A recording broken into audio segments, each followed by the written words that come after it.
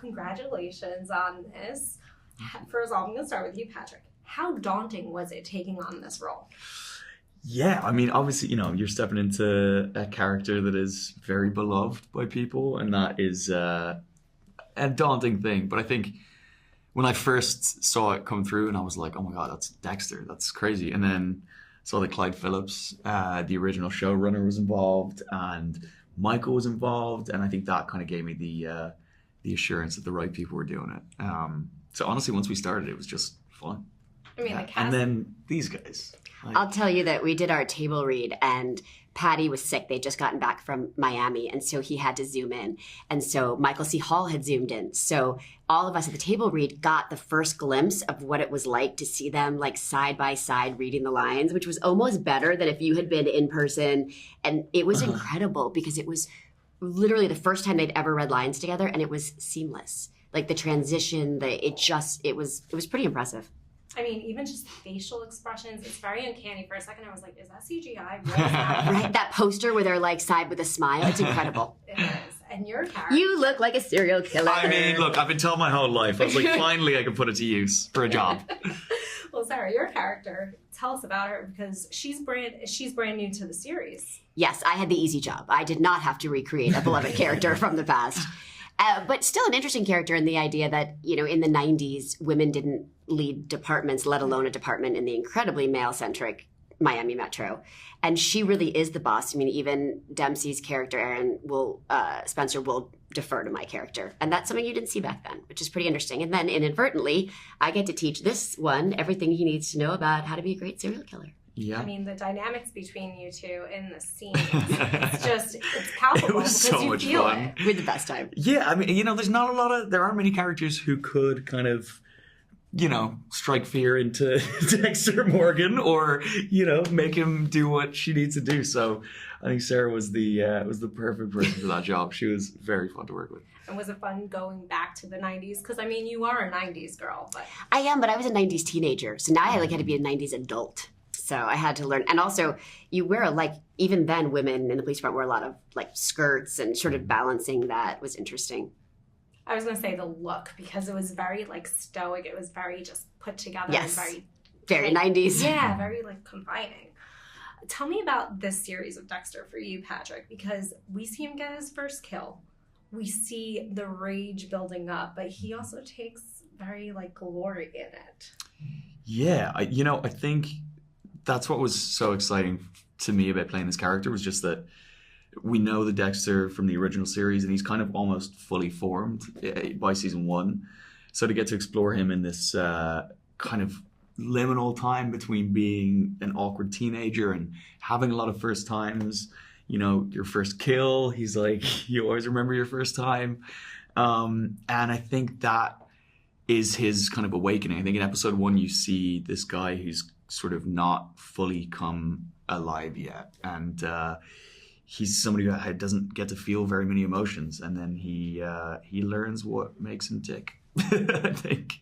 And speaking of kills, I know you're used to killing, Buffy. Did you give him any tips on how to get the stab just perfect? How frightening. He did that just fine all on his own. He needed no help. Not sure how he did his research, but it worked. I've watched a lot of Buffy. Let's put it that way, yeah. Well, this show has such fandom around it. What is it like bringing it back to life but it has a different feel. It has a different vibe. It's more humane. I feel like there's more humanity in this one. Tell me about that. It's interesting. I think that's true, and that's more of an age thing. I think that's what Patty was touching on, is that you're watching him develop. So he's sort of honing all of those skills and learning how to be in both worlds. And I think all of us in our late teens and early 20s is we're finding ourselves, and that's the metaphor here. He's just finding himself in a different position than most of us, hopefully, find ourselves in at that time. Yeah, and I think that even him struggling with the questions of who he is, he's like, is he a serial killer? Does he fall into that category of those people that he's seen on the news? And I don't think it's easy for him, and I think that's an interesting thing to see him grappling with. When you watch the series, he's accepted who he is. This Dexter hasn't accepted it, and neither has Harry yet. He's trying to figure it out, and I think that's so true of that time period of your life, right? You're trying to figure out who you are and can you accept those who you are. Mm-hmm. And you have a good surrounding cast around you. I mean, these characters really embrace Dexter as well. Yeah, there's a lot of love between. I think the first time I went into that Miami Metro set and saw the chemistry between everyone, it was like so exciting. I mean, It's a miracle we ever got anything done. it really is. It's like, that's why we're only allowed to do these things in 2 people at a time, because otherwise, we would never get anything Well, done. I've seen Alex's Instagrams, and you guys did have a lot of fun on this. Yeah. He Likes the TikTok. Yes. He has energy for all of us. He actually is all of our energy. Yeah. It allows us all to get our work done. Yeah. And you guys, Christian Slater, I mean, you guys have known each other for years. Even Patrick Dempsey. What was it like getting everyone together? It's such a stellar stacked cast. I mean, my high school self was dying. I was shrieking. I would look sometimes, I'd be sitting in a car and I'd be like, it's Christian Slater, it's Patrick Dempsey. Whose hand should I hold to get out of the car? I was very, very lucky. And the mustache, I mean, I couldn't get past Patrick's mustache. Neither could he. He couldn't wait to rip. He couldn't wait to rip that thing off. It came lunch and that thing was off. You know, I thought it was such an interesting choice for him because obviously he is so identified as this dreamboat, you know, Mr. Perfect. And I think for him, this is the first time anyone's ever let him change his physicality. And I think for him, it was really a watershed moment when he slicked his hair back and put that mustache on. I think for the first time in years, he felt like a character. And he really, I'm speaking on his behalf since he's not here. I think he really enjoyed that part of it and really appreciated that they let him do that. Mm-hmm. And it was so cool to see him too. I mean, he fully embodied that character and he just is... He's the captain. Then the mustache would come off and he'd be back to being Dempsey. Or as we like to refer to him, the sexiest man.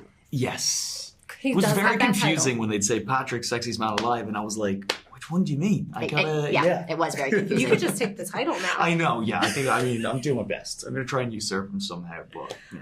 Next year. Yeah. Is it a write-in thing? Can we just write? Let's just start a campaign. I think you just got to check, right? That's how it works. I think that's how it works. Yeah. I'm on it. Off boxes.